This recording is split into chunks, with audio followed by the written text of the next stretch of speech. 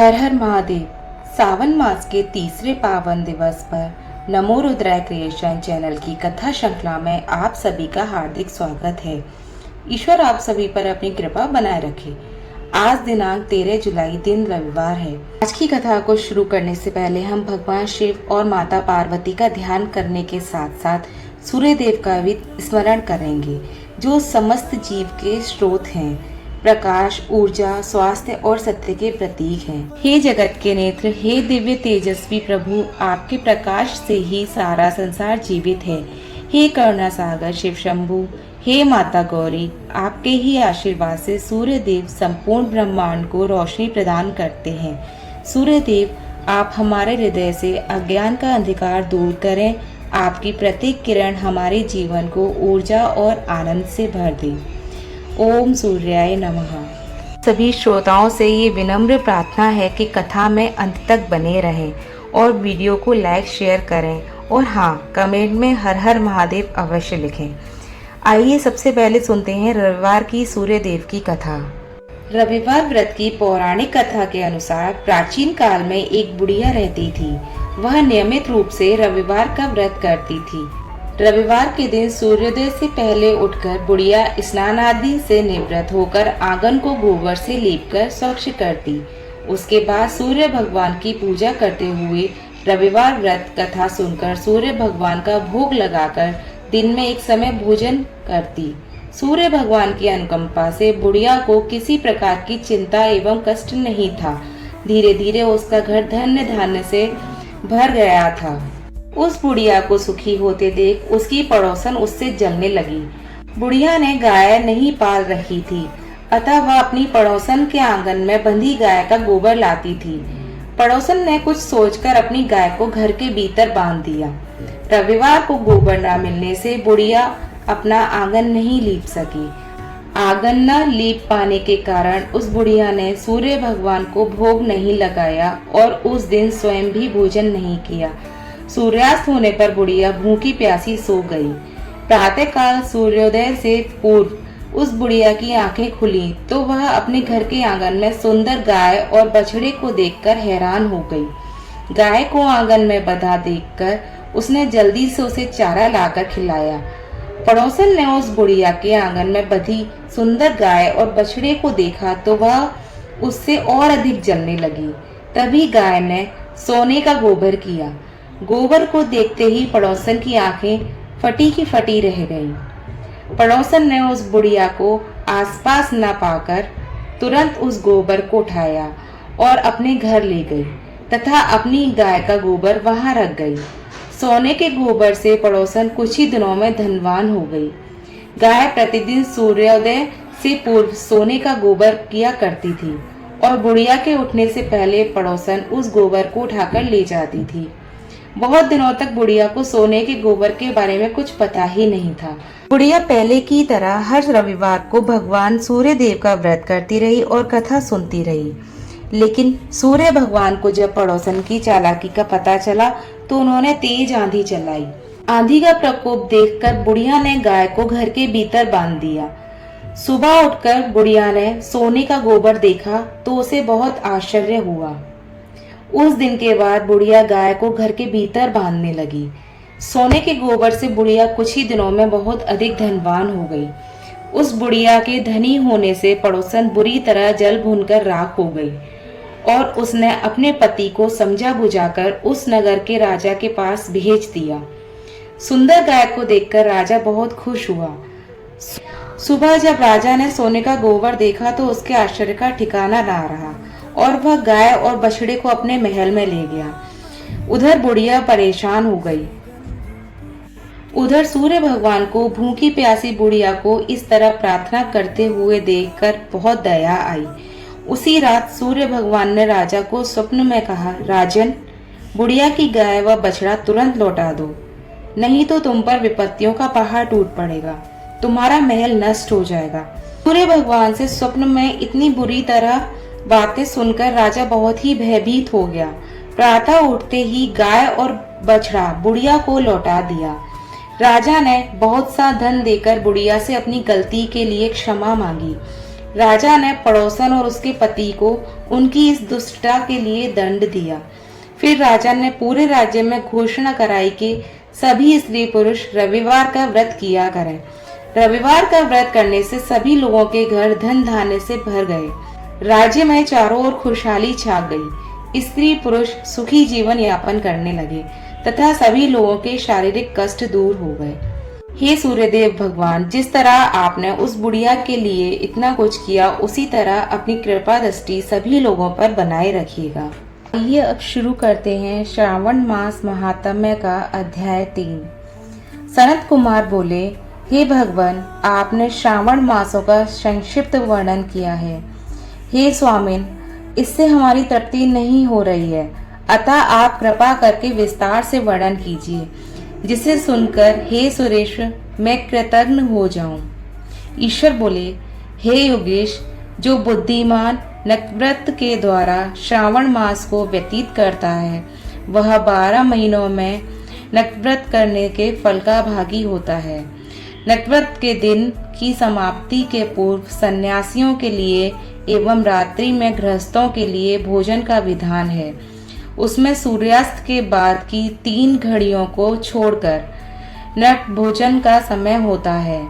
सूर्य के अस्त होने के पश्चात 3 घड़ी संध्या काल होता है। संध्या बेला में आहार, मैथुन, निद्रा और चौथा स्वाध्याय, इन चारों कर्मों का त्याग कर देना चाहिए। गृहस्थ और यति के भेद से उनकी व्यवस्था के विषय में मुझसे सुनिए। सूर्य के मन पर जाने पर जब अपनी छाया अपने शरीर से दुगनी हो जाए, उस समय के भोजन को यति के लिए व्रत भोजन कहा गया है। रात्रि भोजन उनके लिए व्रत भोजन नहीं होता है। तारों के दृष्टिगत होने पर विद्वानों ने गृहस्थ के लिए व्रत कहा है। यति के लिए दिन के 8वें भाग के शेष रहने पर भोजन का विधान है। उसके लिए रात्रि में भोजन का निषेध किया गया है। गृहस्थ को चाहिए कि वह विधि पूर्वक रात्रि में व्रत करे, भोजन करे, और यति, विधवा तथा विधुर व्यक्ति सूर्य के रहते व्रत करें, भोजन करें। विधुर व्यक्ति यदि पुत्रवान हो तब उसे भी रात्रि में ही नक्व्रत करना चाहिए। अनाश्रमी हो अथवा आश्रमी हो अथवा पत्नी रहित हो अथवा पुत्रवान हो, उन्हें भी रात्रि में ही व्रत खोलना चाहिए। इस प्रकार बुद्धिमान मनुष्य को अपने अधिकार के अनुसार नक्व्रत करना चाहिए। इस मास में नक्व्रत करने वाला व्यक्ति परम गति प्राप्त करता है। मैं प्रातःकाल स्नान करूंगा, ब्रह्मचर्य व्रत का पालन करूंगा, नक भोजन करूंगा, पृथ्वी पर सोऊंगा और प्राणियों पर दया करूंगा। हे प्रभु, इस व्रत को प्रारंभ करने पर यदि मैं मर जाऊं तो हे जगतपते, आपकी कृपा से मेरा व्रत पूर्ण हो। ऐसा संकल्प करके बुद्धिमान व्यक्ति को श्रावण मास में प्रतिदिन नक्व्रत करना चाहिए। इस प्रकार नक्व्रत करने वाला मुझे अत्यंत प्रिय होता है। ब्राह्मण के द्वारा अथवा स्वयं की अतिरुद्ध, महारुद्ध अथवा रुद्र मंत्र से महीने भर प्रतिदिन अभिषेक करना चाहिए। हे वत्स, मैं उस व्यक्ति पर प्रसन्न हो जाता हूँ, क्योंकि मैं जलधारा से अत्यंत हित रखने वाला हूँ, अथवा रुद्र मंत्र के द्वारा मेरे लिए अत्यंत प्रीतिकर और कुछ नहीं है। अपने लिए जो भी भोज्य पदार्थ अथवा सुखोपभोग की वस्तुएं अति प्रिय हों, संकल्प करके उन्हें श्रेष्ठ ब्राह्मण को प्रदान करके स्वयं महीने भर उन पदार्थों का त्याग करना चाहिए। हे मुनि, अब इसके बाद उत्तम लक्ष्य पूजा विधि को सुनिए। लक्ष्मी चाहने वाले अथवा शांति की इच्छा रखने वाले मनुष्य को लक्ष्य विल्लप पत्रों या लक्ष्य दुर्वा दलों से शिव की पूजा करनी चाहिए। आयु की कामना करने वाले को चंपा के लक्ष्य पुष्पों तथा विद्या चाहने वाले व्यक्ति को मल्लिका या चमेली के लक्ष्य पुष्पों से श्री हरि की पूजा करनी चाहिए। शिव तथा विष्णु की प्रसन्नता तुलसी के दलों से सिद्ध होती है। पुत्र की कामना करने वाले को कटेरी के दलों से शिव तथा विष्णु का पूजन करना चाहिए। बुरे स्वप्न की शांति के लिए धान्य से पूजन करना प्रशस्त होता है। देव के समक्ष निर्मित किए गए रंगवल्ली आदि से विभिन्न रंगों से रचित पद्म, स्वास्तिक और चक्र आदि से प्रभु की पूजा करनी चाहिए। इस प्रकार सभी मनोरथों की सिद्धि के लिए सभी प्रकार के पुष्पों से यदि मनुष्य लक्ष्य पूजा करे तो शिवजी प्रसन्न होंगे। तत्पश्चात उद्यापन करना चाहिए, मंडप निर्माण करना चाहिए और मंडप के त्रिभाग परिणाम में वेदिका बनानी चाहिए। तदंतर पुण्यवाहन करके आचार्य का वर्णन करना चाहिए और उस मंडप में प्रविष्ट होकर गीत तथा वाद के शब्दों और तीव्र वेद ध्वनियों से रात्रि में जागरण करना चाहिए। वेदिका के ऊपर उत्तम लिंग तो भद्र बनाना चाहिए और उसके बीच में चावलों से सुंदर कैलाश का निर्माण करना चाहिए। उसके ऊपर तांबे का अत्यंत चमकीला तथा पंच पल्लव युक्त कलश स्थापित करना चाहिए और उसे रेशमी वस्त्र से वेष्टित कर देना चाहिए। इसके ऊपर पार्वती पति शिव की सुवर्णमय प्रतिमा स्थापित करनी चाहिए। तत्पश्चात पंचामृत पूर्वक धूप, दीप तथा नैवेद्य से उस प्रतिमा की पूजा करनी चाहिए और गीत, वाद, नृत्य तथा वेद शास्त्रों तथा पुराणों के पाठ के द्वारा रात्रि में जागरण करना चाहिए। इसके बाद प्रातः काल भली भांति स्नान करके पवित्र हो जाना चाहिए और अपनी शाखा में निर्दिष्ट विधान के अनुसार वेदिका निर्माण करना चाहिए। तत्पश्चात मूल मंत्र से या गायत्री मंत्र से या शिव के सहस्त्रनामों के द्वारा तिल तथा घृत मिश्रित खीर से भोग करना चाहिए अथवा जिस मंत्र से पूजा की गई है उसी से भोग करके पूर्ण आहुति डालनी चाहिए। इसके बाद वस्त्र, अलंकार तथा भूषणों से भली भांति आचार्य का पूजन करना चाहिए। तत्पश्चात अन्य ब्राह्मणों का पूजन करना चाहिए और उन्हें दक्षिणा देनी चाहिए। जिस जिस वस्तु से उमापति शिव की लक्ष्य पूजा की हो उसका दान करना चाहिए। स्वर्णमयी मूर्ति बनाकर शिव की पूजा करनी चाहिए। यदि दीप कर्म दिया हो तो उस दीपक का दान करना चाहिए। चांदी का दीपक और स्वर्ण की वर्तिका अर्थात बत्ती बनाकर उसे गोघृत से भरकर सभी कामनाओं और अर्थ की सिद्धि के लिए उसका दान करना चाहिए। इसके बाद प्रभु से क्षमा प्रार्थना करनी चाहिए और अंत में 100 ब्राह्मणों को भोजन कराना चाहिए। हे मुनि, जो व्यक्ति इस प्रकार पूजा करता है मैं उस पर प्रसन्न होता हूँ।